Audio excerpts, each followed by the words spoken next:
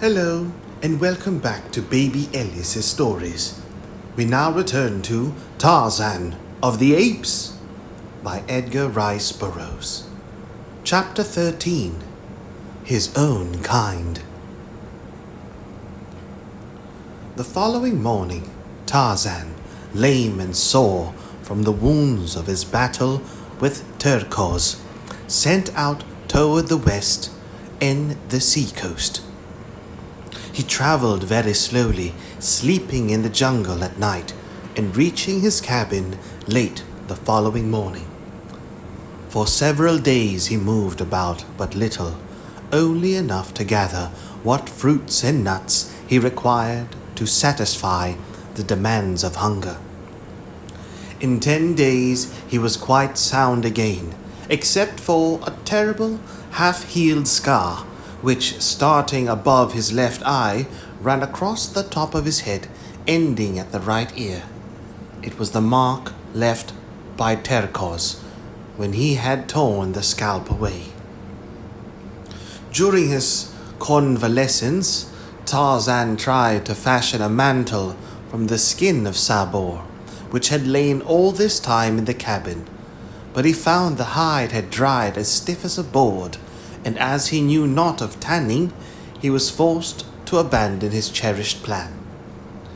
Then he determined to filch what few garments he could from one of the black men of Mumbonga's village, for Tarzan of the Apes had decided to mark his evolution from the lower orders in every possible manner, and nothing seemed to him a more distinguishing badge of manhood than ornaments and clothing. To this end, therefore, he collected the various arm and leg ornaments he had taken from the black warriors who had succumbed to his swift and silent noose, and donned them all after the way he had seen them worn. About his neck hung the golden chain from which depended the diamond-encrusted locket of his mother, the Lady Alice. At his back was a quiver of arrows slung from a leather shoulder belt, another piece of loot from some vanquished black. About his waist was a belt of tiny strips of raw hide fashioned by himself as a support for the homemade scabbard in which hung his father's hunting knife. The long bow, which had been Kulonga's, hung over his left shoulder. The young Lord Greystoke was indeed a strange and warlike figure, his mass of black hair falling to his shoulders behind and cut with his hunting knife to a rude bang upon his forehead, that it might not fall before his eyes. His straight and perfect figure, muscled as the best of the ancient Roman gladiators must have been muscled, and yet with the soft and sinuous curves of a Greek god, told at a glance the wondrous combination of enormous strength with suppleness and speed. A personification was Tarzan of the Apes, of the primitive man, the hunter and warrior. With the noble poise of his handsome head upon those broad shoulders, and the fire of life and intelligence in those fine, clear eyes, he might readily have typified some demigod of a wild and warlike, bygone people of his ancient forest. But of these things Tarzan did not think. He was worried because he had not clothing to indicate to all the jungle folks that he was a man and not an ape, and grave doubt often entered his mind as to whether he might not yet become an ape. Was not hair commencing to grow upon his face? All the apes had hair upon theirs, but the black men were entirely hairless, with very few exceptions. True, he had seen pictures in his books of men with great masses of hair upon lip and cheek and chin, but nevertheless, Tarzan was afraid. Almost daily he whetted his keen knife and scraped and whittled at his young beard to eradicate this degrading emblem of apehood. And so he learned to shave, rudely and painfully it is true, but nevertheless effectively. When he felt quite strong again after his bloody battle with Turquoise, Tarzan sent off one morning towards Mumbonga's village. He was moving carelessly along a winding jungle trail, instead of making his progress through the trees, when suddenly he came face to face with a black warrior. The look of surprise on the savage face was almost comical, and before Tarzan could unsling his bow, the fellow had turned and fled down the path, crying out in alarm as though to others before him. Tarzan took to the trees in pursuit, and in a few moments came in view of the men desperately striving to escape.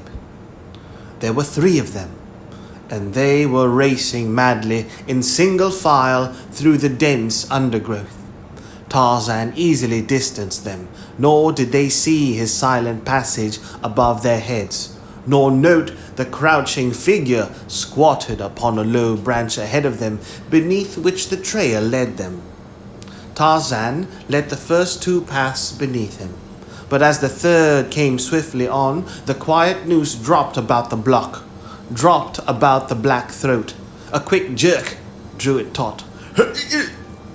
There was an agonized scream from the victim, and his fellows turned to see his struggling body rise as by magic slowly into the dense foliage of the trees above. With frightened shrieks, they wheeled once more and plunged on in their efforts to escape. Tarzan dispatched his prisoner quickly and silently, removed the weapons and ornaments, and, oh, the greatest joy of all, a handsome deerskin breechcloth, which he quickly transferred to his own person. Now indeed was he dressed as a man should be. None there was who could now doubt his high origin. How he should have liked to have returned to the tribe, to parade before their envious gaze his wondrous finery.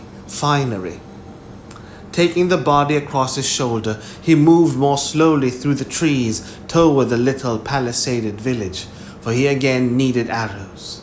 As he approached quite close to the enclosure, he saw an excited group surrounding the 2 fugitives, who, trembling with fright and exhaustion, were scarce able to recount the uncanny details of their adventure.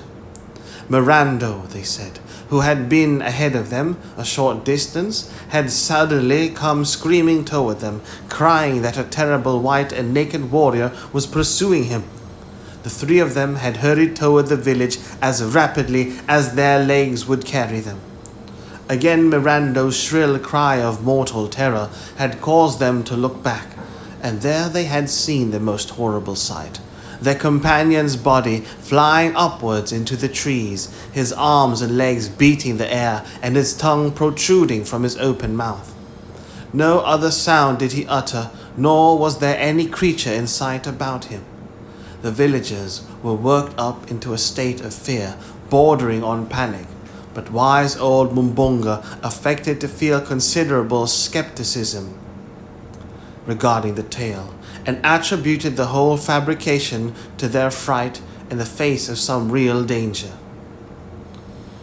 "You tell us this great story," he said, "because you do not dare to speak the truth. You do not dare admit that when the lion sprang upon Mirando, you ran away and left him. You are cowards." Scarcely had Mumbonga ceased speaking when a great crashing of branches in the trees above them caused the blacks to look up in renewed terror. The sight that met their eyes made even wise old Mumbonga shudder, for there, turning and twisting in the air, came the dead body of Mirando, to sprawl with a sickening reverberation upon the ground at their feet.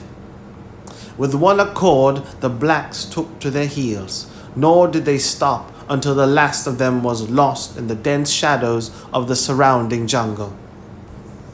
Again Tarzan came down into the village and renewed his supply of arrows and ate of the offering of food which the blacks had made to appease his wrath.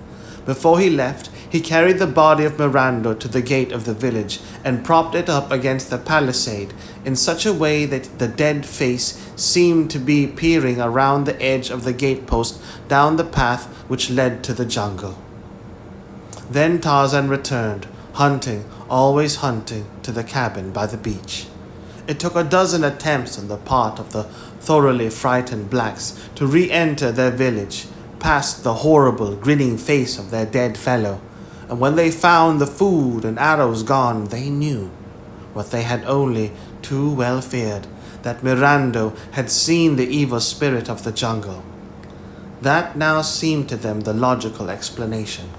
Only those who saw this terrible god of the jungle died, for was it not true that none left alive in the village had ever seen him? Therefore, those who had died at his hands must have seen him and paid the penalty with their lives. As long as they supplied him with arrows and food, he would not harm them unless they looked upon him. So it was ordered by Mumbonga that in addition to the food offering there should also be laid out an offering of arrows for this Munan go ki iwati. And this was done from then on. If you ever chance to pass that far-off African village, you will still see before a tiny thatched hut built just without the village, a little iron pot in which is a quantity of food, and beside it a quiver of well-daubed arrows. When Tarzan came in sight of the beach where stood his cabin, a strange and unusual spectacle met his vision. On the placid waters of the landlocked harbor floated a great ship, and on the beach a small boat was drawn up. But most wonderful of all, a number of white men like himself were moving about between the beach and his cabin. Tarzan saw that in many ways they were like the men of his picture books. He crept closer through the trees until he was quite close above them. There were 10 men, swarthy, sun-tanned, villainous-looking fellows. Now they had congregated by the boat and were talking in loud, angry tones, with much gesticulating and shaking of fists. Presently, one of them, a little mean-faced, black-bearded fellow with a countenance which reminded Tarzan of Pamba the rat, laid his hand upon the shoulder of a giant who stood next him, and with whom all the others had been arguing and quarreling. The little man pointed inland, so that the giant was forced to turn away from the others to look in the direction indicated. As he turned, the little mean-faced man drew a revolver from his belt and shot the giant in the back. The big fellow threw his hands above his head, his knees bent beneath him, and without a sound he tumbled forward upon the beach, dead. The report of the weapon, the first that Tarzan had ever heard, filled him with wonderment, but even this unaccustomed sound could not startle his healthy nerves into even a semblance of panic. The conduct of the white strangers, it was that caused him the greatest perturbation. He puckered his brows into a frown of deep thought. It was well, thought he, that he had not given way to his first impulse to rush forward and greet these white men as brothers. They were evidently no different from the black men, no more civilized than the apes, no less cruel than Sabor. For a moment, the others stood looking at the little mean-faced man and the giant laying dead upon the beach. Then one of them laughed and slapped the little man upon the back. There was much more talk and gesticulating, but less quarreling. Presently, they launched the boat and all jumped into it and rowed away toward the great ship, where Tarzan could see other figures moving about upon the deck. When they had clambered aboard, Tarzan dropped to earth behind a great tree and crept to his cabin, keeping it always between himself and the ship. Slipping in at the door, he found that everything had been ransacked. His books and pencils strewed the floor. His weapons and shields and other little store of treasures were littered about. As he saw what had been done, a great wave of anger surged through him, and the new-made scar upon his forehead stood suddenly out, a bar of inflamed crimson against his tawny hide. Quickly he ran to the cupboard and searched in the far recess of the lower shelf. Ah! He breathed a sigh of relief as he drew out the little tin box, and opening it, found his greatest treasures undisturbed. The photograph of the smiling, strong-faced young man and the little black puzzle book were safe. What was that? His quick ear had caught a faint but unfamiliar sound. Running to the window, Tarzan looked toward the harbor, and there he saw that a boat was being lowered from the great ship beside the one already in the water. Soon he saw many people clambering over the sides of the larger vessel and dropping into the boats. They were coming back in full force. For a moment longer, Tarzan watched while a number of boxes and bundles were lowered into the waiting boats. Then, as they shoved off from the ship's side, the ape man snatched up a piece of paper, and with a pencil printed on it for a few moments until it bore several lines of strong, well-made, almost letter-perfect characters. This notice he stuck upon the door with a small, sharp splinter of wood, then gathered up his precious tin box, his arrows, and as many bows and spears as he could carry. He hastened through the door and disappeared into the forest. When the two boats were beached upon the silvery sand, it was a strange assortment of humanity that clambered ashore. Some 20 souls in all there were, 15 of them rough and villainous-appearing seamen. The others of the party were of different stamp. One was an elderly man with white hair and large-rimmed spectacles. His slightly stooped shoulders were draped in an ill-fitting, though immaculate frock coat, and a shiny silk hat added to the incongruity of his garb in an African jungle. The second member of the party to land was a tall young man in white ducks, while directly behind him came another elderly man with a very high forehead and a fussy, excitable manner. After these came a huge negress clothed like Solomon as to colors. Her great eyes rolled in evident terror, first toward the jungle, and then toward the cursing band of sailors who were removing the bales and boxes from the boats. The last member of the party to disembark was a girl of about 19, and it was the young man who stood at the boat's prow to lift her high and dry upon the land. She gave him a brave and pretty smile of thanks, but no words passed between them. In the silence, the party advanced toward the cabin. It was evident that whatever their intentions, all had been decided upon before they left the ship, and so they came to the door, the sailors carrying the boxes and bales, followed by the 5 who were of so different a class. The men put down their burdens, and then one caught sight of the notice which Tarzan had posted. "Ho, mates!" he cried. "What's here? This sign was not posted an hour ago, or I'll eat the cook." The others gathered about, craning their necks over the shoulders of those before them, but as few of them could read at all, and then only after the most laborious fashion, one finally turned to the little old man of the top hat and frock coat. "Hey, Professor," he called, "step forward and read the bloomin' notice." Thus addressed, the old man came slowly to where the sailors stood, followed by the other members of his party. Adjusting his spectacles, he looked for a moment at the placard, and then turning away, strolled off, muttering to himself, "Most remarkable, most remarkable." "Aye, old fossil," cried the man who had first called him for assistance. Did you think we wanted of you to read the bloomin' notice to yourself? Come back here and read it out aloud, you old barnacle." The old man stopped and turning back said, "Oh yes, my dear sir, 1,000 pardons. It was quite thoughtless of me, yes, very thoughtless. Most remarkable, most remarkable." Again he faced the notice and read it through, and doubtless would have turned off again to ruminate upon it, had not the sailor grasped him roughly by the collar and howled in his ear, "Read it out loud, you blithering old idiot!"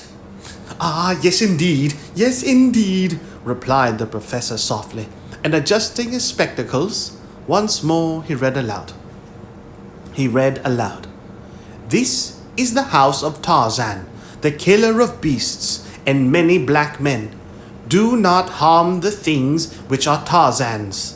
Tarzan watches. Tarzan of the Apes." "What the devil? Who the devil is Tarzan?" cried the sailor who had spoken before. "He evidently speaks English," said the young man. "But what does Tarzan of the Apes mean?" cried the girl. "I do not know, Miss Porter," replied the young man, "unless we have discovered a runaway simian from the London Zoo who has brought back a European education to his jungle home. What do you make of it, Professor Porter?" he added, turning to the old man. Professor Archimedes Q. Porter adjusted his spectacles. "Ah, yes indeed, most remarkable, said the professor. "But I can add nothing further to what I have already remarked in elucidation of this truly momentous occurrence." And the professor turned slowly in the direction of the jungle. "But Papa," cried the girl, "you haven't said anything about it yet." "Tut tut, child, tut tut," responded Professor Porter in a kindly and indulgent tone. "Do not trouble your pretty head with such weighty and abstruse problems." And again he wandered slowly off in still another direction, his eyes bent upon the ground at his feet, his hands clasped behind him beneath the flowing tails of his coat. "I reckon the daffy old bounder don't know no more than we do about it," growled the rat-faced sailor. "Keep a civil tongue in your head," cried the young man, his face paling in anger at the insulting tone of the sailor. "You've murdered our officers and robbed us. We are absolutely in your power. But you'll treat Professor Porter and Miss Porter with respect, or I'll break that vile neck of yours with my bare hands, guns or no guns." And the young fellow stepped so close to the rat-faced sailor that the latter, though he bore 2 revolvers and a villainous-looking knife in his belt, slunk back abashed. "You damned coward!" cried the young man. "You'd never dare shoot a man until his back was turned. You don't dare shoot me even then." And he deliberately turned his back full upon the sailor and walked nonchalantly away as if to put him to the test. The sailor's hand crept slyly to the butt of one of his revolvers. His wicked eyes glared vengefully at the retreating form of the young Englishman. The gaze of his fellows was upon him, but still he hesitated. At heart he was even a greater coward than Mr. William Cecil Clayton had imagined. 2 keen eyes had watched every move of the party from the foliage of a nearby tree. Tarzan had seen the surprise caused by his notice, and while he could understand nothing of the spoken language of these strange people, their gestures and facial expressions told him much. The act of the little rat-faced sailor in killing one of his comrades had aroused a strong dislike in Tarzan. And now that he saw him quarreling with the fine-looking young man, his animosity was still further stirred. Tarzan had never seen the effects of a firearm before, though his books had taught him something of them. But when he saw the rat-faced one fingering the butt of his revolver, he thought of the scene he had witnessed so short a time before, and naturally expected to see the young man murdered, as had been the huge sailor early in the day. So Tarzan fitted a poisoned arrow to his bow and drew a bead upon the rat-faced sailor. But the foliage was so thick that he soon saw the arrow would be deflected by the leaves or some small branch, and insisted he launched a heavy spear from his lofty perch. Clayton had taken but a dozen steps. The rat-faced sailor had drawn his revolver. The other sailors stood watching the scene intently. Professor Porter had already disappeared into the jungle, whither he was being followed by the fussy Samuel T. Philander, his secretary and assistant. Esmeralda, the negress, was busy sorting her mistress's baggage from the pile of bales and boxes beside the cabin, and Miss Porter had turned away to follow Clayton, when something caused her to turn again toward the sailor. And then 3 things happened almost simultaneously. The sailor jerked out his weapon and leveled it at Clayton's back. Miss Porter screamed a warning,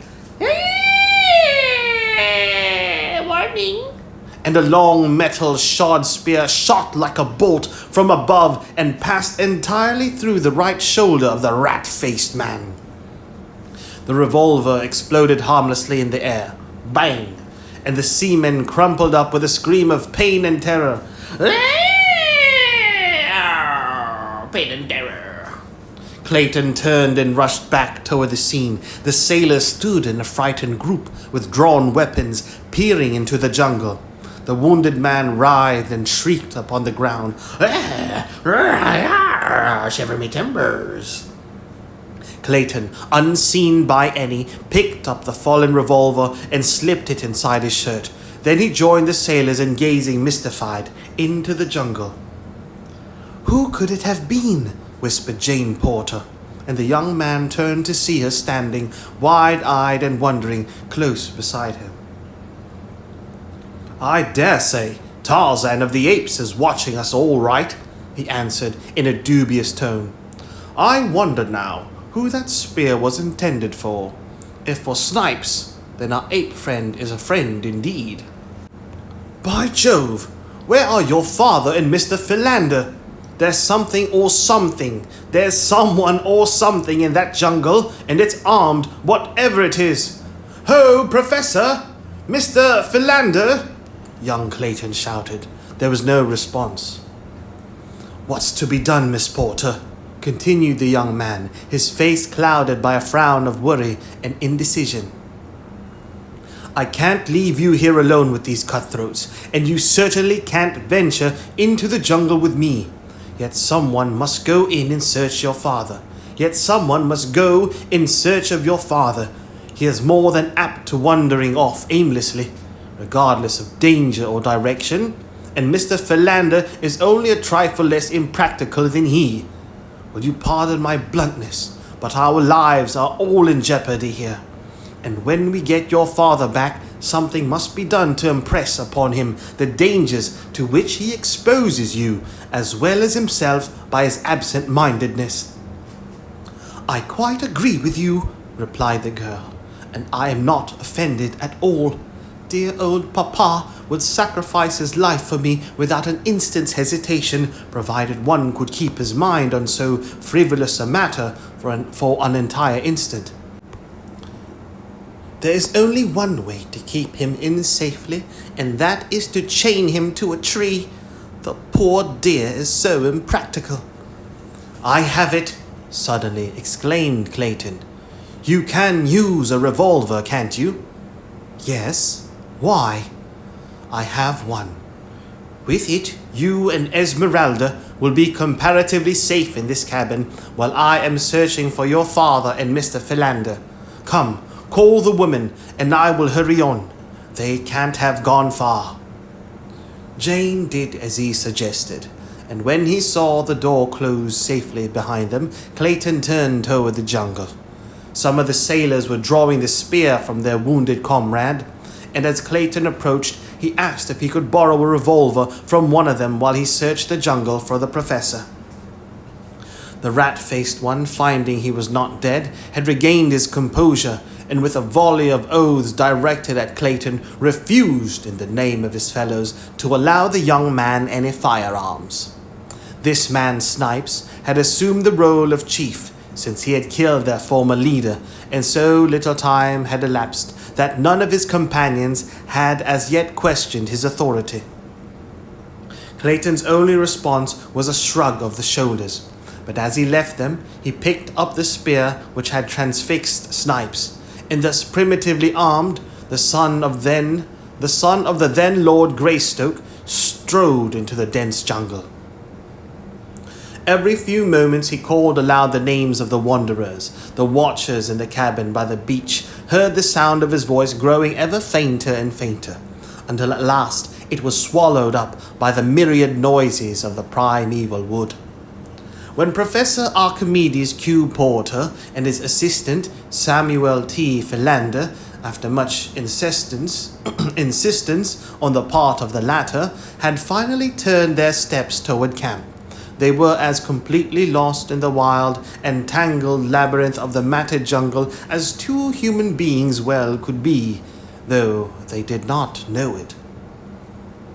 It was by the merest caprice of fortune that they headed toward the west coast of Africa, instead of toward Zanzibar on the opposite side of the dark continent. When in a short time they reached the beach, only to find no camp in sight, Philander was positive that they were north of their proper destination, while as a matter of fact, they were about 200 yards south of it. It never occurred to either of these impractical theorists to call aloud in the chance of attracting their friends' attention. Instead, with all the assurance that deductive reasoning from a wrong premise induces in one, Mr. Samuel T. Philander grasped Professor Archimedes Q. Porter firmly by the arm and hurried the weakly protesting old gentleman off in the direction of Cape Town, 1,500 miles to the south. When Jane and Esmeralda found themselves safely behind the cabin door, the negress's first thought was to barricade the portal from the inside. With this idea in mind, she turned to search for some means of putting it into execution, but her first view of the interior of the cabin brought a shriek of horror to her lips, and like a frightened child, the huge woman ran to bury her face on her mistress's shoulder. Jane, turning to cry, saw the cause of it lying prone upon the floor before them, the whitened skeleton of a man. A further glance revealed a second skeleton upon the bed. "What horrible place are we in?" murmured the awestruck girl, but there was no panic in her fright. At last, disengaging herself from the frantic clutch of the still shrieking Esmeralda, Jane crossed the room to look into the little cradle, knowing what she should see there even before the tiny skeleton disclosed itself in all its pitiful and pathetic frailty. What an awful tragedy these poor mute bones proclaimed. The girl shuddered at the thought of the eventualities which might lie before herself and her friends in this ill-fated cabin, the haunt of mysterious, perhaps hostile beings. Quickly, with an impatient stamp of her little foot, she endeavored to shake off the gloomy forebodings, and turning to Esmeralda, bade her cease her wailing. "Stop, Esmeralda, stop it this minute," she cried. "You are only making it worse." She ended lamely, a little quiver in her own voice as she thought of the three men upon whom she depended for protection, wandering in the depth of that awful forest. Soon the girl found that the door was equipped with a heavy wooden bar upon the inside, and after several efforts, the combined strength of the two enabled them to slip it into place, the first time in 20 years. Then they sat down upon a bench with their arms about one another and waited. Chapter 14. At the Mercy of the Jungle. After Clayton had plunged into the jungle, The sailors, mutineers of the Arrow, fell into a discussion of their next step. But on one point all were agreed, that they should hasten to put off to the anchored Arrow, where they could at least be safe from the spears of the unseen foe. And so, while Jane Porter and Esmeralda were barricading themselves within the cabin, the cowardly crew of cutthroats were pulling rapidly from their ship in the 2 boats that had brought them ashore. So much had Tarzan seen that day that his head was in a whirl of wonder, but the most wonderful sight of all to him was the face of the beautiful white girl. Here at last was one of his own kind. Of that he was positive, and the young man and the 2 old men, they too were much as he had pictured his own people to be. But doubtless they were as ferocious and cruel as other men he had seen. The fact that they alone of all the party were unarmed might account for the fact that they had killed no one. They might be very different if provided with weapons. Tarzan had seen the young man pick up the fallen revolver of the wounded Snipes and hide it away in his breast, and he had also seen him slip it cautiously to the girl as she entered the cabin door. He did not understand anything of the motives behind all that he had seen, but somehow, intuitively, he liked the young man and the 2 old men, and for the girl he had a strange longing which he scarcely understood. As for the big black woman, she was evidently connected in some way to the girl, and so he liked her also. For the sailors, and especially Snipes, he had developed a great hatred. He knew by their threatening gestures and by the expression upon their evil faces that they were enemies of the others of the party, and so he decided to watch closely.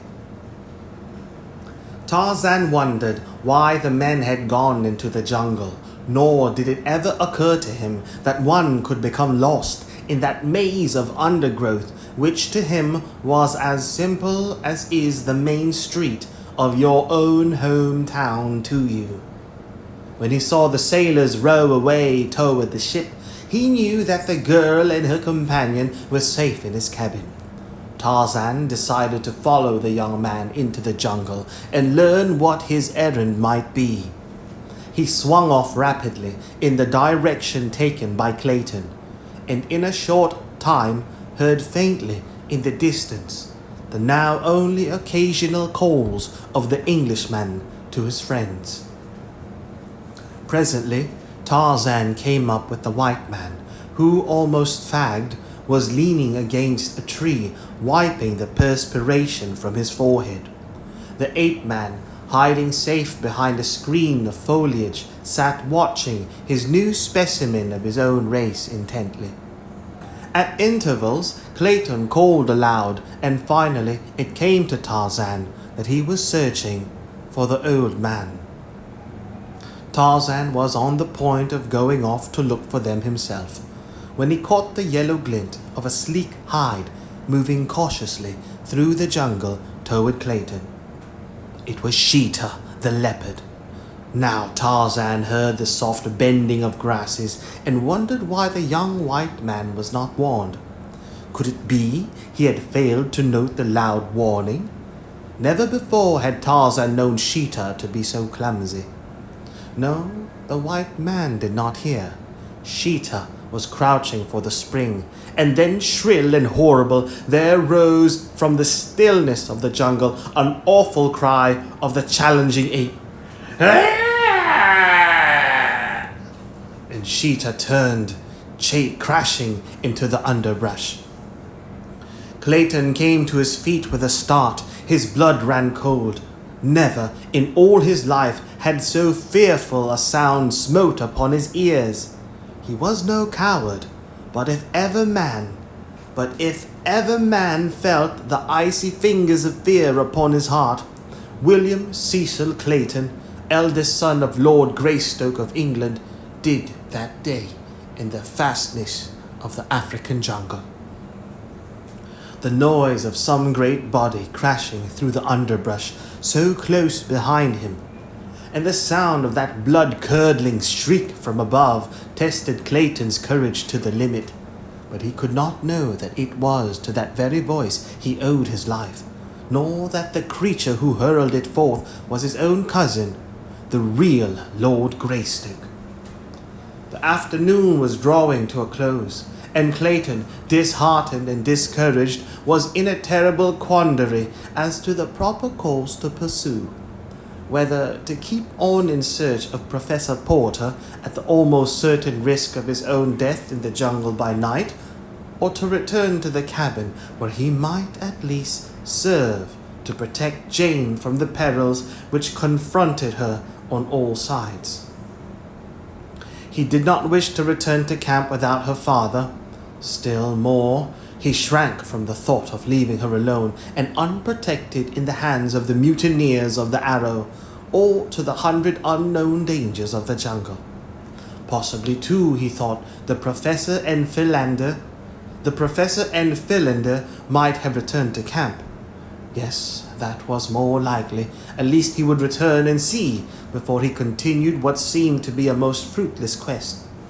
And so he started, stumbling back through the thick and matted underbrush in the direction that he thought the cabin lay. To Tarzan's surprise, the young man was heading further into the jungle in the general direction of Mumbanga's village, and the shrewd young ape man was convinced that he was lost. To Tarzan, this was scarcely incomprehensible. His judgment told him that no man would venture toward the village of the cruel blacks, armed only with a spear which, from the awkward way in which he carried it, was evidently an unaccustomed weapon to this white man. Nor was he following the trail of the old men that they had crossed and left long since, though it had been fresh and plain before Tarzan's eyes. Tarzan was perplexed. The fierce jungle would make easy prey of this unprotected stranger in a very short time if he were not guided quickly to the beach. Yes, there was Numa the lion, even now stalking the white man a dozen paces to the right. Clayton heard the great body paralleling his course, and now there rose upon the evening air the beast's thunderous roar. The man stopped with upraised spear and faced the brush from which issued the awful sound. The shadows were deepening. Darkness was settling in. God, to die here alone, beneath the fangs of wild beasts, to be torn and rended, to feel the hot breath of the brute on his face as the great paw crushed down upon his breast. For a moment all was still. Clayton stood rigid, with raised spear. Presently, a faint rustling of the bush apprised him of the stealthily creeping of the thing behind. It was gathering for the spring. At last he saw it, not 20 feet away, the long, lithe, muscular body and tawny head of a huge, black-maned lion. The beast was upon its belly, moving forward very slowly. As its eyes met Clayton's, it stopped and deliberately, cautiously gathered its hind quarters behind it. In agony the man watched, fearful to launch his spear, powerless to fly. He heard a noise in the tree above him, some new danger, he thought, but he dared not take his eyes from the yellow-green orbs before him. There was a sharp twang as of a broken banjo string, and at the same instant an arrow appeared in the yellow hide of the crouching lion. With a roar of pain, and anger, the beast sprang, but somehow Clayton stumbled to one side, and as he turned again to face the infuriated king of beasts, he was appalled at the sight which confronted him. Almost simultaneously with the lions turning to renew the attack, a half-naked giant dropped from the tree above squarely on the brute's back. With lightning speed, an arm that was banded layers of iron muscle encircled the huge neck, and the great beast was raised from behind, roaring and pawing the air, raised as easily as Clayton would have lifted a pet dog. The scene he witnessed there in the twilight depths of the African jungle was burned forever into the Englishman's brain. The man before him was the embodiment of physical perfection and giant strength, yet it was not upon these he depended in his battle with the great cat, for mighty as were his muscles, they were as nothing by comparison with Numa's. To his agility, to his brain, and to his long, keen knife he owed his supremacy. His right arm encircled the lion's neck, while the left hand plunged the knife time and time again into the unprotected side behind the left shoulder. The infuriated beast pulled up and backwards until he stood upon his hind legs, struggled impotently in this unnatural position. Had the battle been of a few seconds longer duration, the outcome might have been different, but it was all accomplished so quickly that the lion had scarce time to recover from the confusion of its surprise, ere it sank lifeless to the ground. Then the strange figure which had vanquished it stood erect upon the carcass, and throwing back the wild and handsome head, gave out the fearsome cry which a few moments earlier had so startled Clayton. I'm Tarzan! Before him he saw the figure of a young man, naked except for a loincloth and a few barbaric ornaments about arms and legs, and on the breast a priceless diamond locket gleaming against the smooth brown skin. The hunting knife had been returned to its homely sheath, and the man was gathering up his bow and quiver from where he had tossed them when he leaped to attack the lion. Clayton spoke to the stranger in English, thanking him for his brave rescue and complimenting him on the wondrous strength and dexterity he had displayed. But the only answer was a steady stare and a faint shrug of the mighty shoulders, which might betoken either disparagement of the service rendered or ignorance of Clayton's language. When the bow and quiver had been slung to his back, the wild man, for such Clayton now thought him, once more drew his knife and deftly carved a dozen large strips of meat from the lion's carcass. Then, squatting upon his haunches, he proceeded to eat, first motioning Clayton to join him. The strong white teeth sank into the raw and dripping flesh in apparent relish of the meat, but Clayton could not bring himself to share the uncooked meat with his strange host. Instead, he watched him, and presently there dawned upon him the conviction that this was Tarzan of the Apes, whose notice he had seen posted upon the cabin door that morning. If so, he must speak English. Again Clayton attempted speech with the ape man, but the replies, now vocal, were in a strange tongue, which resembled the chattering of monkeys mingled with the growling of some wild beast. No, this could not be Tarzan of the Apes, for it was very evident that he was an utter stranger to English. When Tarzan had completed his repast, he rose and, pointing a very different direction from that which Clayton had been pursuing, started off through the jungle toward the point he had indicated. Clayton, bewildered and confused, hesitated to follow him, for he thought he was but being led more deeply into the mazes of the forest. But the ape man, seeing him disinclined to follow, returned and grasping him by the coat, dragged him along until he was convinced that Clayton understood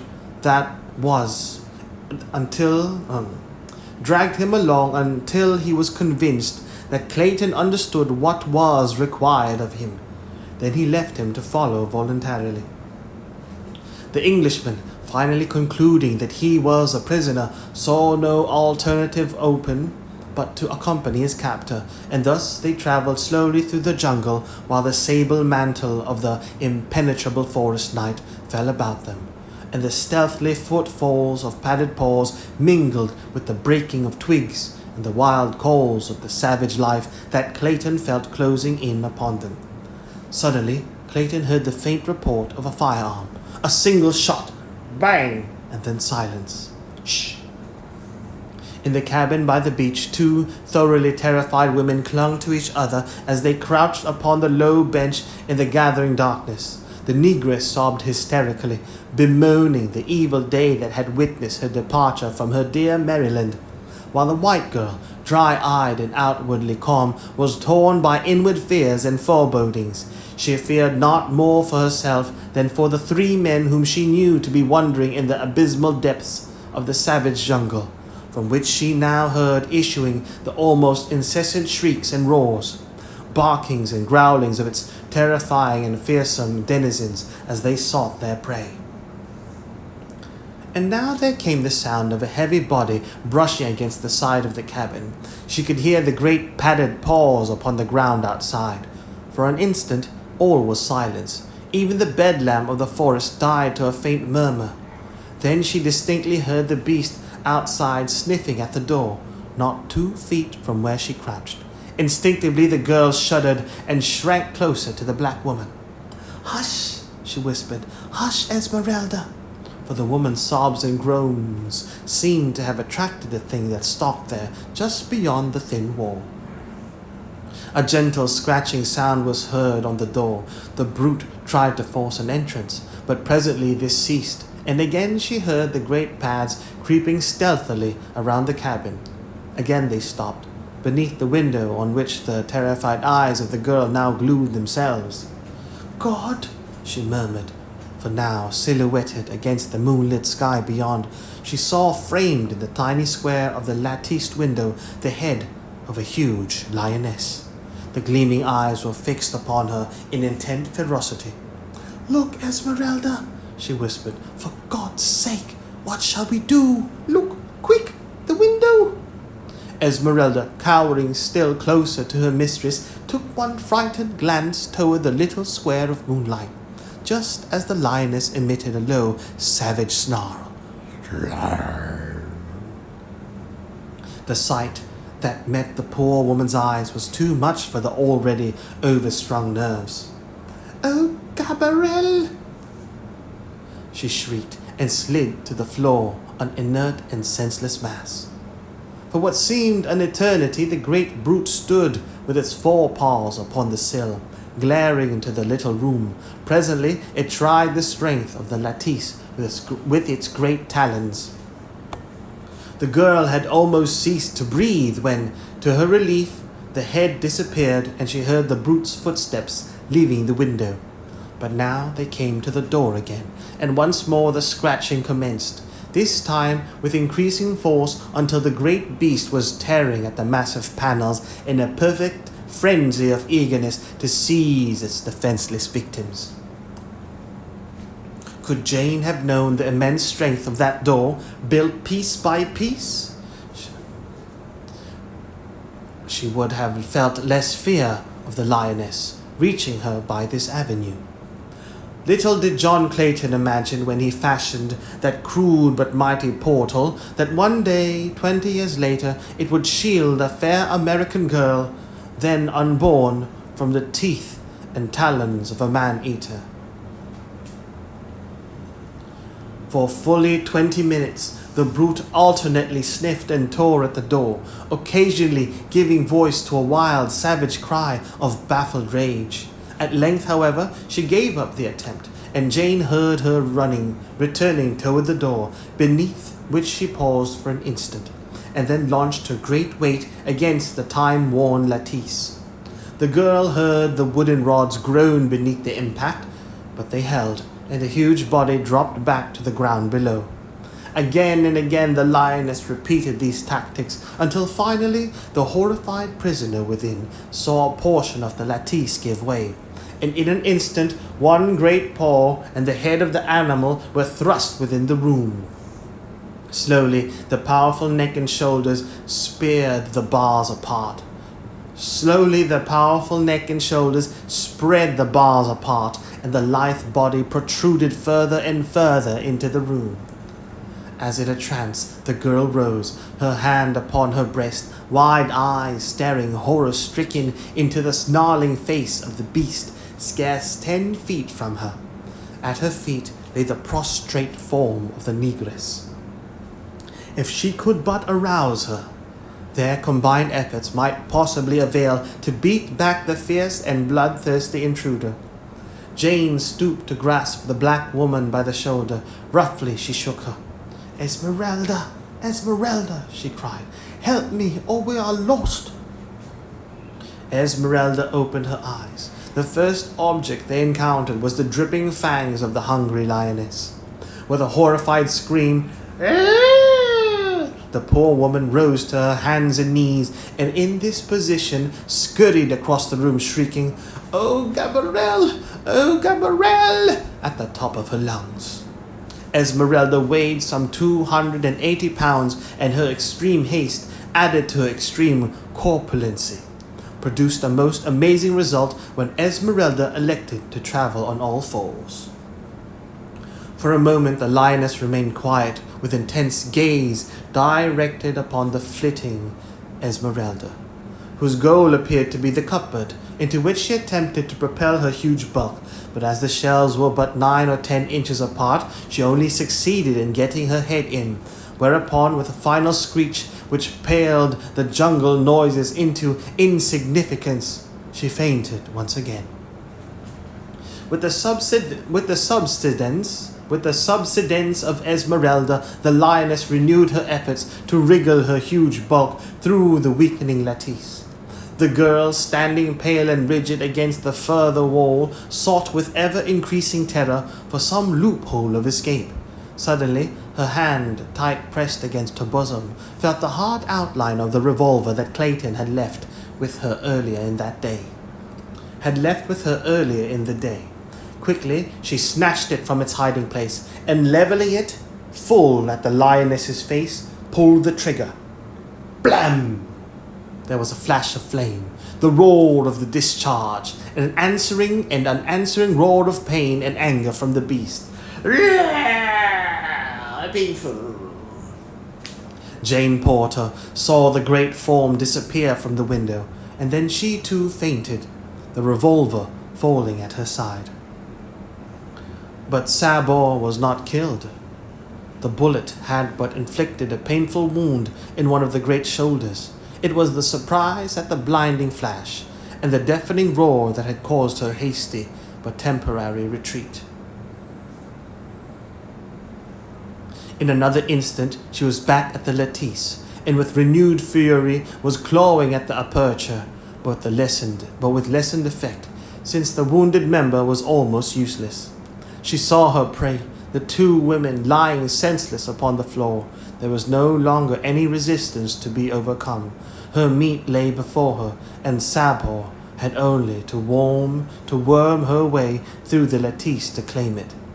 Slowly she forced her great bulk inch by inch through the opening. Now her head was through, now one great forearm and shoulder. Carefully she drew up the wounded member to insinuate it gently beyond the tight-pressed bars. A moment more and both shoulders through, the long sinuous body and the narrow hips would glide quickly after. It was on this sight that Jane Porter again opened her eyes. Chapter 15. The Forest God. When Clayton heard the report of the firearm, he fell into an agony of fear and apprehension.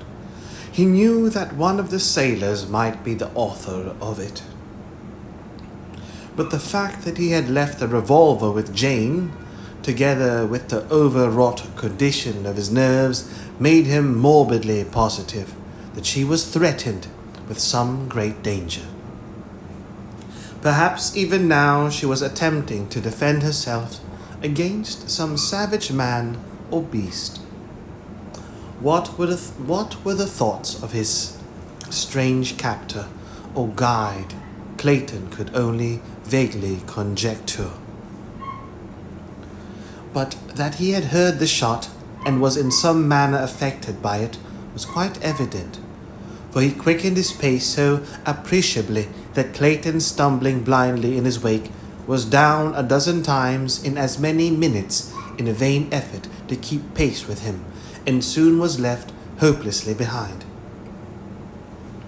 Fearing that he would again be irretrievably lost, he called aloud to the wild man ahead of him, and in a moment had the satisfaction of seeing him drop lightly to his side from the branches above. For a moment Tarzan looked at the young man closely, as though undecided as to just what was best to do. Then, stooping down before Clayton, he motioned him to grasp him about the neck, and with the white man upon his back, Tarzan took to the trees. The next few minutes the young Englishman never forgot. High into bending and swaying branches, he was borne with what seemed to him incredible swiftness, while Tarzan chafed at the slowness of his progress. From one lofty branch the agile creature swung with Clayton through a dizzy arc to a neighboring tree.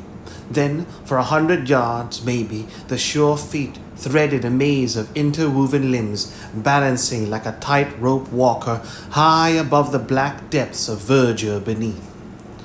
From the very first sensation of chilling fear, Clayton passed to one of keen admiration and envy of those giant muscles and that wondrous instinct of knowledge which guided this forest god through the inky blackness of the night as easily and safely as Clayton would have strolled a London street at high noon.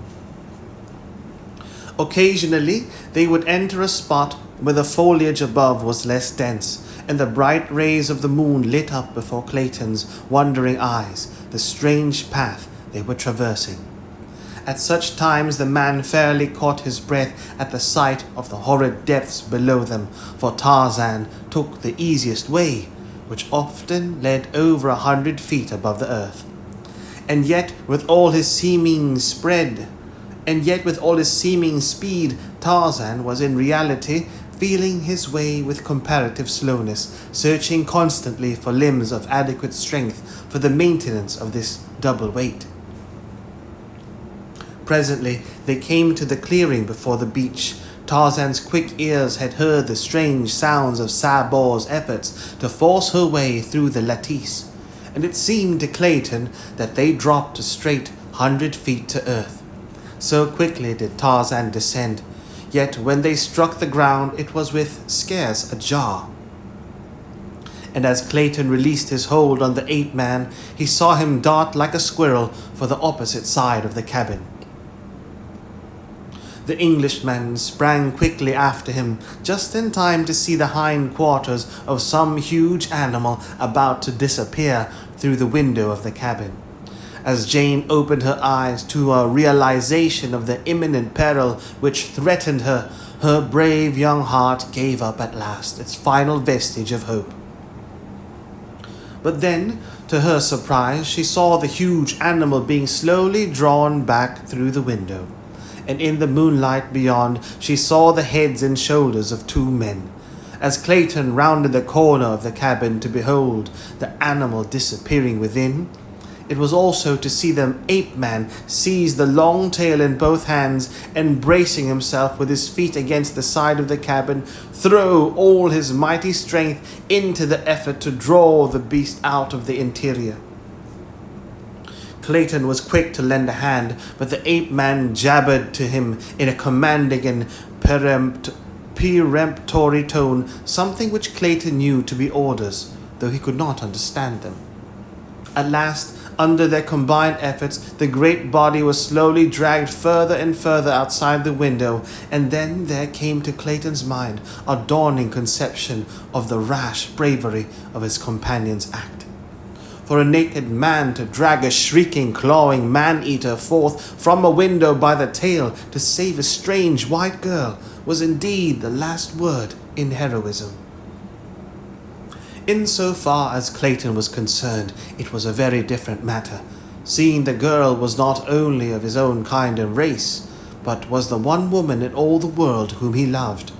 Though he knew that the lioness would make short work of both of them, he pulled with a will to keep it from Jane Porter, and then he recalled the battle between this man and the great black-maned lion which he had witnessed a short time before, and he commenced to feel more assurance. Tarzan was still issuing orders which Clayton could not understand, He was trying to tell the stupid white man to plunge his poisoned arrows into Saber's back and sides, and to reach the savage heart with the long, thin hunting knife that hung at Tarzan's hip. But the man would not understand, and Tarzan did not dare release his hold to do the things himself, for he knew that the puny white man never could hold mighty Saber alone for an instant. Slowly the lioness was emerging from the window. At last her shoulders were out. And then Clayton saw an incredible thing. Tarzan, racking his brain for some means to cope single-handed with the infuriated beast, had suddenly recalled his battle with Turquoise. And as the great shoulders came clear of the window so that the lioness hung upon the sill only by her forepaws, Tarzan suddenly released his hold upon the brute. With the quickness of a striking rattler, he launched himself full upon Saber's back, his strong young arms seeking and gaining a full Nelson upon the beast, as he had learned it that other day during his bloody wrestling victory over Turquoise. With a roar, the lioness turned completely over upon her back, falling full upon her enemy, but the black-haired giant only closed tighter his hold. Pawing and tearing at earth and air, Saber rolled and threw herself this way and that in an effort to dislodge this strange antagonist. But ever tighter and tighter drew the iron bands that were forcing her head lower and lower upon her tawny breast. Higher crept the steel forearms of the ape-man about the back of Saber's neck. Weaker and weaker became the lioness's efforts. At last Clayton saw the immense muscles of Tarzan's shoulders and biceps leap into corded knots beneath the silver moonlight. There was a long, sustained and supreme effort on the ape-man's part, and the vertebrae of Saber's neck parted with a sharp snap. In an instant, Tarzan was upon his feet, and for the second time that day, Clayton heard the bull ape's savage roar of victory. Then he heard Jane's agonized cry. "Cecil! Mr. Clayton! Oh, what is it? What is it?" Running quickly to the cabin door, Clayton called out that all was right and shouted to her to open the door. As quickly as she could, she raised the great bar and fairly dragged Clayton within. "What was that awful noise?" she whispered, shrinking close to him. "It was the cry of the kill from the throat of the man who has just saved your life, Miss Porter. Wait, I will fetch him so you may thank him." The frightened girl would not be left alone, so she accompanied Clayton to the side of the cabin where lay the dead body of the lioness. Tarzan of the Apes was gone. Clayton called several times, but there was no reply, and so the two returned to the greater safety of the interior. "What a frightful sound!" cried Jane. "I shudder at the mere thought of it. Do not tell me that a human throat voiced that hideous and fearsome shriek." "But it did, Miss Porter," replied Clayton, "or at least, if not a human throat, that of a forest god."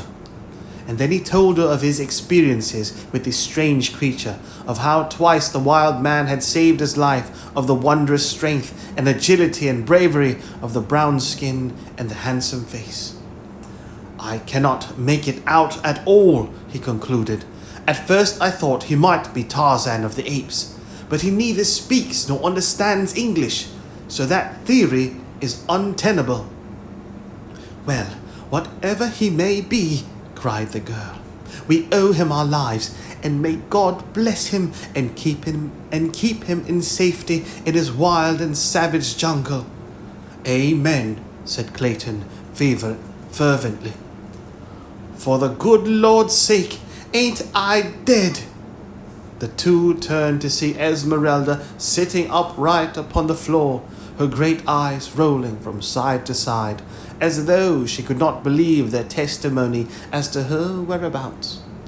And now for Jane Porter, the reaction came, and she threw herself upon the bench, sobbing with hysterical laughter.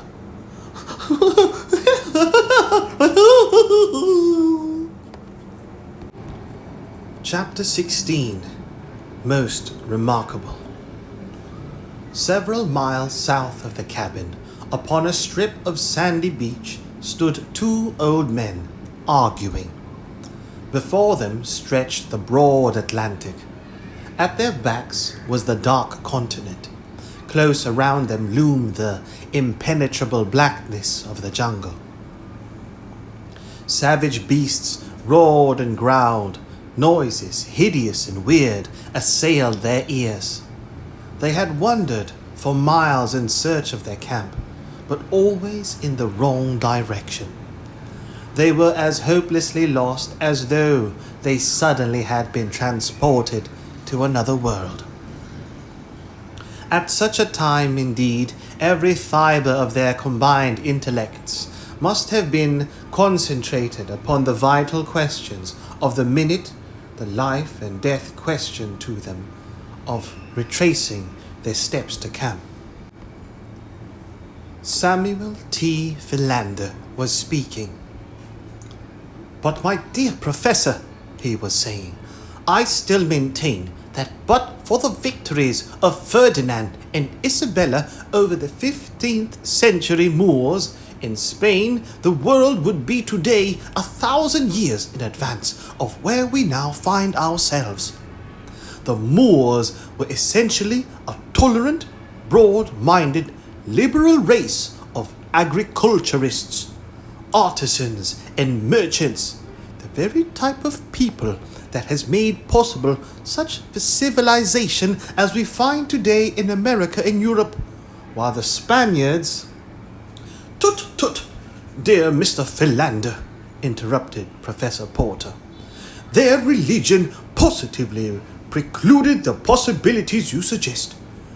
Moslemism was, is, and always will be a blight on that scientific progress which has marked—" "Bless me, Professor," interjected Mr. Philander, who has turned his gaze toward the jungle. "There seems to be someone approaching." Professor Archimedes Q. Porter turned in the direction indicated by the near-sighted Mr. Philander. "Tut, tut, Mr. Philander," he chided. "How often must I urge you to seek that absolute concentration of your mental faculties, which alone may permit you to bring to bear the highest powers of intellectuality upon the momentous problems which naturally fall to the lot of great minds? And now I find you guilty of a most flagrant breach of courtesy in interrupting my learned discourse to call attention to a mere quadruped of the genus Felis. As I was saying, Mr. "Heavens, Professor, a lion!" cried Mr. Philander, straining his weak eyes toward the dim figure outlined against the dark tropical underbrush. Yes, Mr. Philander, if you insist upon employing slang in your discourse, a lion. But as I was saying—" "Bless me, Professor," again interrupted Mr. Philander, "permit me to suggest that doubtless the Moors who were conquered in the 15th century will continue in that most regrettable condition for the time being at least, even though we postpone discussion of that world calamity until we may attain the enchanting view of yon Felis carnivora, which distance proverbially is credited with lending." In the meantime, the lion had approached with quiet dignity to within 10 paces of the two men, where he stood curiously watching them. The moonlight flooded the beach, and the strange group stood out in bold relief against the yellow sand. Most reprehensible, exclaimed Professor Porter, with a faint trace of irritation in his voice. "Never, Mr. Philander, never before in my life have I known one of these animals to be permitted to roam at large from its cage. I shall most certainly report this outrageous breach of ethics to the directors of the adjacent zoological garden." "Quite right, Professor," agreed Mr. Philander, "and the sooner it is done, the better. Let us start now." Seizing the professor by the arm, Mr. Philander set off in the direction that would put the greatest distance between themselves and the lion. They had proceeded but a short distance when a backward glance revealed to the horrified gaze of Mr. Philander that the lion was following them. He tightened his grip upon the protesting professor and increased his speed. "As I was saying, Mr. Philander," repeated Professor Porter. Mr. Philander took another hasty glance rearward. The lion also had quickened his gait and was doggedly maintaining an unvarying distance behind them. "He is following us," gasped Mr. Philander, breaking into a run. "Tut, tut, Mr. Philander," remonstrated the professor. "This unseemly haste is most unbecoming to men of letters. What will our friends think of us, who may chance to be upon the streets and witness our frivolous antics? Pray, let us proceed with more decorum." Mr. Philander stole another observation astern. The lion was bounding along in easy leaps, scarce 5 paces behind. Mr. Philander dropped the professor's arm and broke into a mad orgy of speed that would have done credit to any varsity track team. "As I was saying, Mr. Philander," screamed Professor Porter, as metaphorically speaking, he himself threw her into high. He too had caught a fleeting backward glimpse of cruel yellow eyes and half-open mouth within startling proximity of his person. With streaming coat tails and shiny silk hat, Professor Archimedes Q. Porter fled through the moonlight close upon the heels of Mr. Samuel T. Philander. Before them, a point of the jungle ran out toward a narrow promontory, and it was for the heaven of the trees he saw there that Mr. Samuel T. Philander directed his prodigious leaps and bounds, while from the shadows of this same spot peered 2 keen eyes in interested appreciation of the race. It was Tarzan of the Apes who watched, with face agrin, his odd game of follow the leader. He knew the 2 men were safe enough from attack in so far as the lion was concerned. The very fact that Numa had foregone such easy prey at all convinced the wise forest craft of Tarzan that Numa's belly already was full. The lion might stalk them until hungry again, but the chances were that, if not angered, he would soon tire of the sport and slink away to his jungle lair. Really, the one great danger was that one of the men might stumble and fall, and then the yellow devil would be upon him in a moment, and the joy of the kill would be too great a temptation to withstand.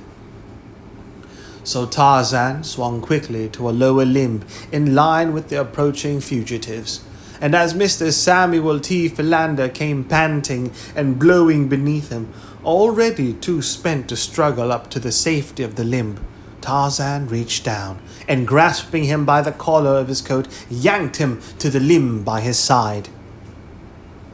Another moment brought the professor within the sphere of the friendly grip, and he too was drawn upward to safety, just as the baffled Numa, with a roar, "Rawr!" leaped to recover his vanishing quarry.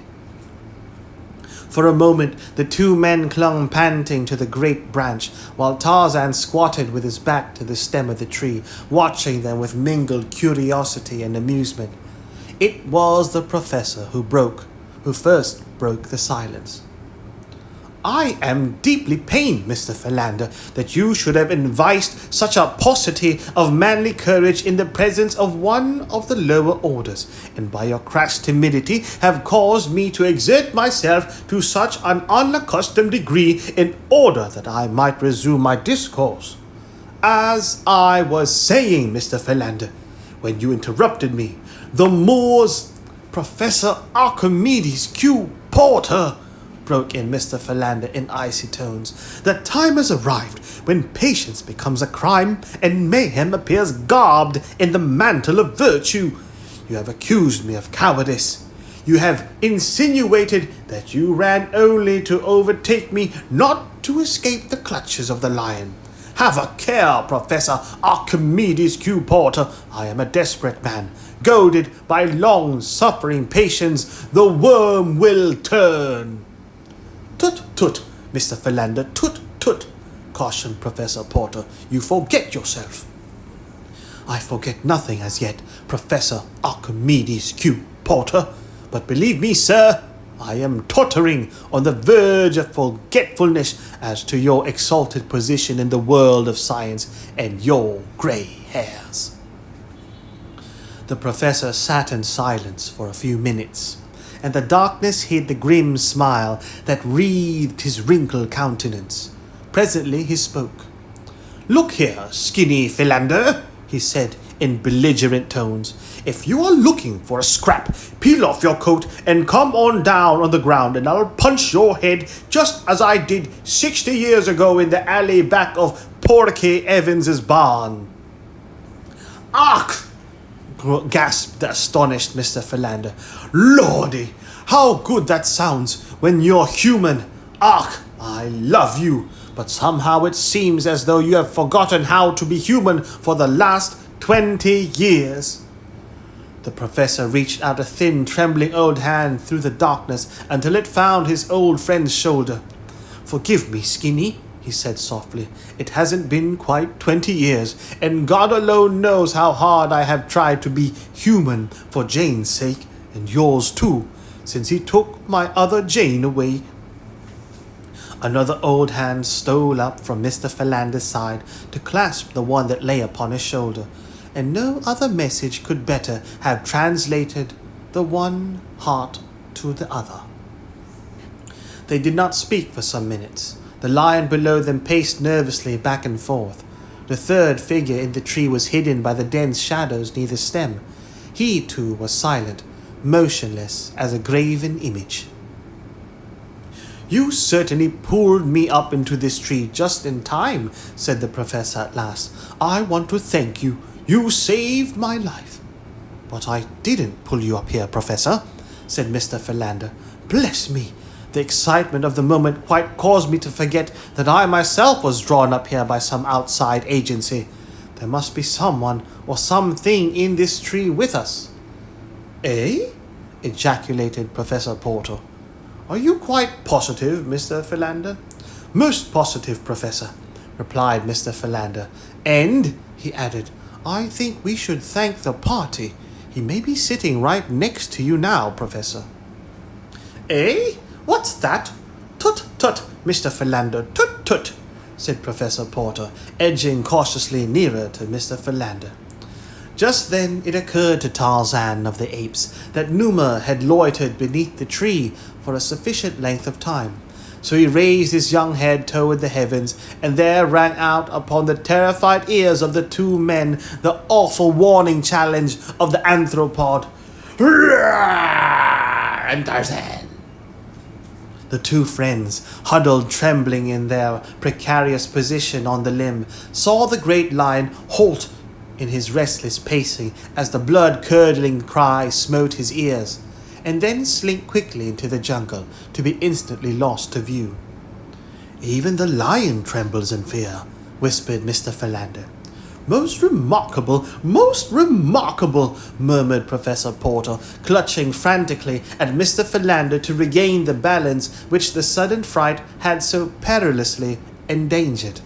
Unfortunately for them both, Mr. Philander's center of equilibrium was at that very moment hanging upon the ragged edge of nothing, so that it needed but the gentle impetus supplied by the additional weight of Professor Porter's body to topple the devoted secretary from the limb. For a moment they swayed uncertainly, and then with mingled and most unscholarly shrieks, they pitched headlong from the tree, locked in frenzied embrace. "Oh, we're scholars! Oh!" It was quite some moments ere either moved, for both were positive that any such attempt would reveal so many breaks and fractures as to make further progress impossible. At length Professor Porter made an attempt to move one leg. To his surprise, it responded to his will as in days gone by. He now drew up its mate and stretched it forth again. Most remarkable, he murmured. Thank God, Professor, whispered Mr. Philander fervently. You are not dead, then? Tut, tut, Mr. Philander, tut, tut, cautioned Professor Porter. I do not know with accuracy as yet. With infinite solicitude, Professor Porter wiggled his right arm. Joy! It was intact. Breathlessly, he waved his left arm above his prostrate body. It waved. Most remarkable, he said. To whom are you signaling, Professor? Asked Mr. Philander in an excited tone. Professor Porter deigned. Deign, to do something that one considers to be beneath one's dignity. Deign, condescend. Professor Porter deigned to make no response to this puerile inquiry. Puerile,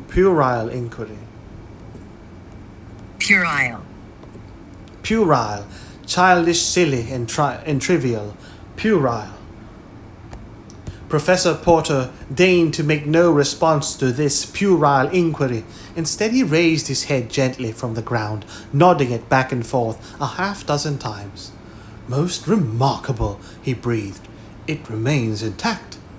Mr. Philander had not moved from where he had fallen. He had not dared the attempt. How indeed could one move when one's arms and legs and back were broken? One eye was buried in the soft loam, the other rolling sidewise, was fixed in awe upon the strange gyrations of Professor Porter. How sad! Exclaimed Mr. Philander, half aloud. Concussion of the brain, super-inducing total mental aberration. How very sad indeed, and for one still so young. Professor Porter rolled over upon his stomach. Gingerly he bowed his back until he resembled a huge tomcat in proximity to a yelping dog. Then he sat up and felt of various portions of his anatomy.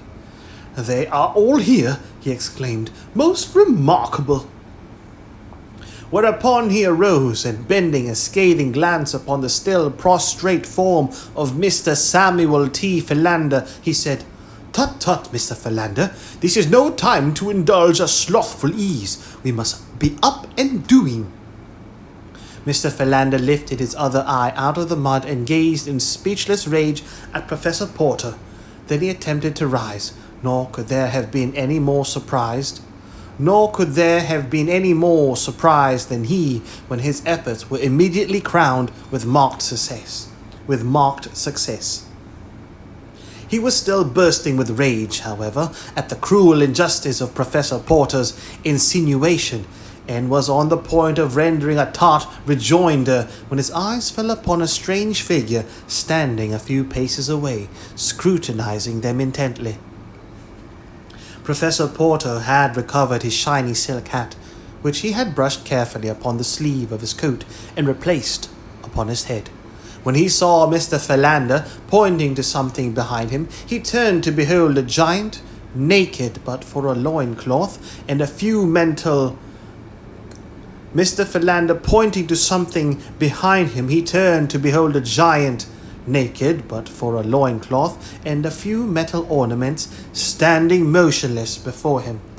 Good evening, sir, he said the professor, lifting his hat. For reply, the giant motioned them to follow him, and set off up the beach in the direction from which they had recently come. I think it the better part of discretion to follow him, said Mr. Philander. Tut, tut, Mr. Philander, returned the professor.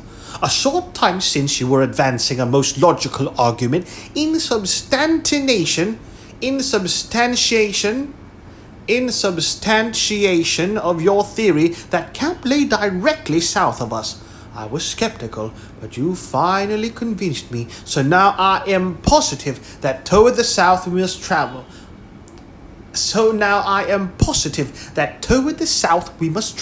To reach our friends. Therefore, I shall continue south. But Professor Porter, this man may know better than either of us. He seems to be indigenous to this part of the world. Let us at least follow him for a short distance." "Tut, tut, Mr. Philander," repeated the professor. "I am a difficult man to convince, but when once convinced my decision is unalterable. I shall continue in the proper direction if I have to circumambulate the continent of Africa to reach my destination." Circumambulate. Circumambulate. Walk all the way around something. Further argument was interrupted by Tarzan, who, seeing that these strange men were not following him, had returned to their side. Again he beckoned to them, but still they stood in argument. Presently the ape-man lost patience with their stupid ignorance. He grasped the frightened Mr. Philander by the shoulder, and before that worthy gentleman knew whether he was being killed or merely maimed for life, Tarzan had tied one end of his rope securely about Mr. Philander's neck. "Tut, tut, Mr. Philander," remonstrated Professor Porter. "It is most unbeseeming in you to submit to such indignities." But scarcely were the words out of his mouth ere he too had been seized and securely bound by the neck with the same rope. Then Tarzan set off toward the north, heading the now thoroughly frightened professor and his secretary.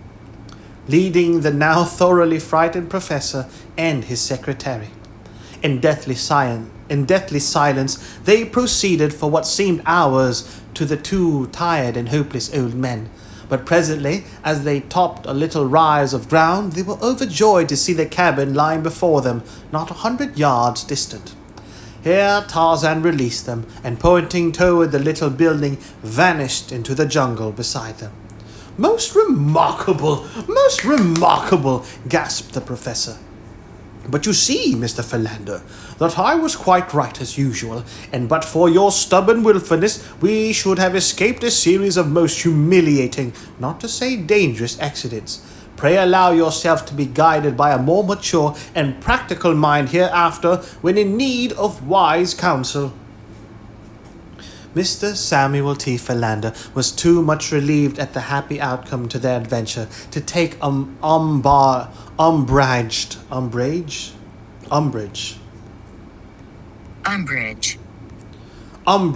offense, or annoyance.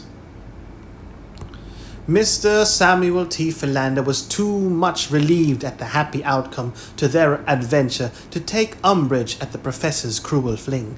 Instead, he grasped his friend's arm and hastened him forward in the direction of the cabin. It was a much relieved party of castaways that found itself once more united. Dawn discovered them still recounting their various adventures and speculating upon the identity of the strange guardian and protector they had found on this savage shore. Esmeralda was positive that it was none other than an angel of the Lord sent down especially to watch over them. "Have you seen him devour the raw meat of the lion, Esmeralda?" "Ha ha ha ha!" laughed Clayton. "You would have thought him a very material angel." "There was nothing heavenly about his voice," said Jane Porter, with a little shudder at the recollection of the awful roar which had followed the killing of the lioness. "Nor did it precisely comport with my preconceived ideas of the dignity of divine messengers," remarked Professor Porter. "When the gentleman tied two highly respectable and erudite scholars neck to neck and dragged them through the jungle as though they had been cows."